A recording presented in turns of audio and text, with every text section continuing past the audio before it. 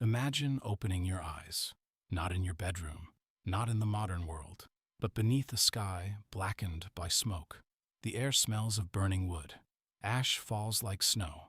The ground beneath your feet trembles with every explosion from the castle walls. You look down. Your armor is dented. Your hands are covered in blood. A sword rests beside you, its blade chipped from countless battles. Confused, you stand. All around you, knights lie motionless. Broken shields cover the battlefield. Banners bearing the crest of your kingdom burn in the wind. Then, a weak voice calls your name. Ethan. You rush toward the sound. An old commander struggles to breathe. With his final strength, he grabs your arm. They betrayed us. The gates were opened from the inside. His hand falls. Before you can react, enemy soldiers flood through the castle. The kingdom has fallen. A young knight shoves you toward the forest. Go. If you stay, our kingdom truly dies. You don't want to leave. You want to fight. But as the castle collapses behind you, you make the hardest decision of your life. You disappear into the darkness, and the world believes the kingdom's greatest warrior died that night. 20 years pass. The once great kingdom of Valoria has become almost unrecognizable. Its people no longer sing. Markets stand half empty. Heavy taxes leave families with barely enough food to survive. Every town square contains the same statue, King Aldrich, the man history remembers as Valoria's savior. Children are taught that Aldrich defeated traitors who tried to destroy the kingdom, and at the center of every story is one name, Ethan, the coward who abandoned everyone. Every history book says the same thing. Every teacher repeats the same lie. Eventually, the lie becomes truth, except to one man, the man who lived through it, you. For 20 years, you've wandered from village to village, never staying long, never telling anyone who you are. You bury your armor, hide your sword, and convince yourself the kingdom no longer needs you. Until one ordinary afternoon, everything changes. You arrive at a small farming village. The streets are quiet. People avoid eye contact. Fear has become normal. Then shouting echoes through the marketplace. A royal captain drags a young boy through the dirt. His crime? Stealing a loaf of bread. The captain raises his sword. The punishment for theft is death. The crowd watches. Nobody moves, not because they don't care, but because anyone who speaks will die beside him. You remember another kingdom, one where knights existed to protect the weak. Your feet begin walking before your mind decides. The captain laughs. Old traveler, this doesn't concern you. You calmly reply, it does now. The soldiers charge. The first swings. You sidestep. His sword flies into the air. The second attacks. One strike, he's unconscious. The third never even reaches you. Within seconds, every soldier is lying on the ground. The village falls silent. No one has ever seen someone fight like that. An old blacksmith stares at you. His eyes widen. He whispers only 2 words. It can't, Ethan. That evening, the blacksmith locks the doors to his workshop. He kneels beside the fireplace, pulls away loose stones.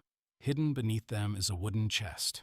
Inside, wrapped in faded royal cloth, lies your sword. He preserved it.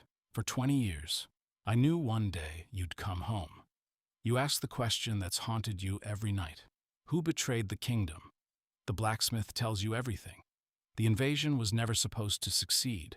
Valoria had stronger walls, more soldiers, enough supplies to survive months. But King Aldrich, then the kingdom's most trusted general, made a secret deal with a rival empire. He opened the gates, killed the king himself, destroyed every record of the truth. Anyone who knew what really happened was executed, except a handful who escaped, including the king's infant daughter, Princess Lyra. No one knows if she's still alive or where she is. The blacksmith leans closer. Find her. The kingdom doesn't need revenge. It needs hope. You begin traveling across Valoria, not searching for soldiers, searching for good people. A hunter who refuses to surrender. A farmer who once served as a knight. A healer who secretly treats wounded rebels. A young archer whose parents were executed for speaking against the king. Each joins your cause, not because they believe victory is guaranteed, but because someone finally dared to stand. Weeks become months. The resistance grows. Old castles become hidden training camps. Blacksmiths forge weapons in secret. Villagers pass messages using carved symbols on trees. Every victory inspires another village. Every rescued family becomes another ally. Soon, the kingdom whispers a forbidden sentence. The lost warrior has returned. King Aldrich hears the rumors. He laughs. Legends don't come back. Then one morning, an entire fortress surrenders without a fight. For the first time in 20 years, the king stops laughing. A mysterious messenger finds your camp. She wears no armor, only a faded cloak bearing the royal crest. She leads you deep into the mountains. Inside an abandoned monastery, you finally meet her, Princess Lyra, now a grown woman. She has spent her entire life hiding, not because she's afraid, but because every assassin in the kingdom searches for her. She refuses your offer immediately. "I don't want the throne," you answer softly. "This isn't about a throne. It's about giving people something worth believing in again." After a long silence, she agrees. The rightful heir has returned. Now the kingdom has someone to fight for. King Aldrich gathers every remaining soldier. Thousands march toward the capital. You know you cannot defeat them through strength alone, so you fight with strategy. Bridges are destroyed. Supply wagons disappear. Mountain passes collapse. Your small army forces the king into terrain where numbers no longer matter. The final battle begins at sunrise. Arrows rain from castle towers. Catapults hurl burning stone. Steel crashes against steel. Hours pass. Neither side gains ground. Then, the castle gates open. King Aldrich rides forward. He points his sword toward you. "You wanted your kingdom back. Come take it." The battlefield becomes silent. Thousands watch. You face the man who stole everything. The duel is brutal. Every strike reminds you of the friends you lost. Every block reminds Aldrich that legends never truly disappear. He is stronger than before, but stronger isn't wiser. Consumed by anger, he overcommits. You disarm him. His sword shatters across the stone. He falls to his knees. "You'll kill me." You shake your head. "If I kill you, you become a martyr. You'll live and confess." For the first time in 20 years, the truth is spoken before the entire kingdom. The people finally learn who betrayed them. Days later, Princess Lyra is crowned Queen of Valoria. The bells ring across every village. Children laugh in streets once ruled by fear. Fields are replanted. Homes are rebuilt.